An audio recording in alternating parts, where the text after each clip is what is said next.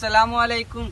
আমরা নতুন YouTube channel খুলছি, আপনারা সবাই সাবস্ক্রাইব করবেন এবং সবসময় পাশে থাকবেন, লাইক কমেন্ট করবেন আর আমাদেরকে ফলো করে রাখবেন। আমরা এরকম নতুন নতুন ভিডিও আপডেট বেশি দিব। বেশি করে শেয়ার করবা।